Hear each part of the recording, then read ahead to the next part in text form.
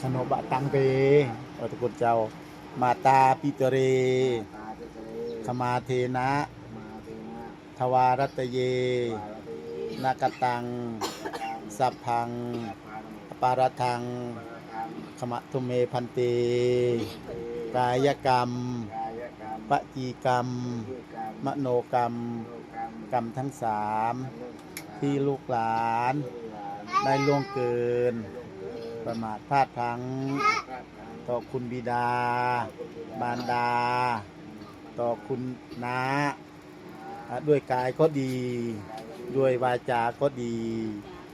ด้วยใจก็ดีขอให้คุณแม่คุณน้าจงได้ยกโทษโปรดอโหสิกรรม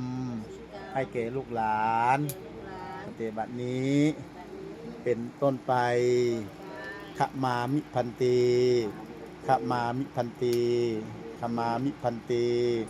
อาสาธุเอาตาครับไปปรับตายายบ้านสเปียเจ้าปวดเจ้าไอ้หนอสเปียมวยตีเอาแม่เนี่ยทุ่มรับปวดเจ้าบ้านคอขมามุดตึกอ้อยสงกรานต์ทั้งลูกทั้งหลานได้อาบน้ำให้แม่ก็อยากดูการมังเลยได้อยู่เอาทำตามมีตามเกิดตามได้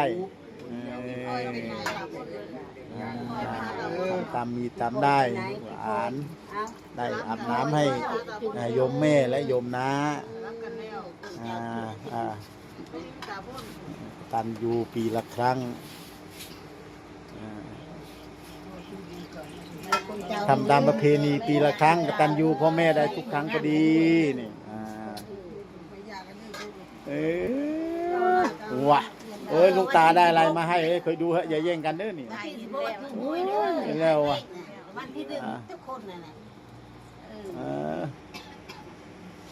ขออย่างดอกจะขอให้ลูกตาขอให้ลูกตาถึงวันที่หนึ่งน้องลูกตาจะได้ศึกเนาะให้ลูกตาถึงวันที่หนึ่งน้องลูกตาจะได้ศึกมีกระบาลจ้ะห้วยจะได้ศึกว่าละใส่หัวแบบนั้นโอ้แล้วเลยแบบนี้โอ้ก็อยากให้ลูกตาศึกบอกคือได้สั่นหัวงักคนนี้โอ้ย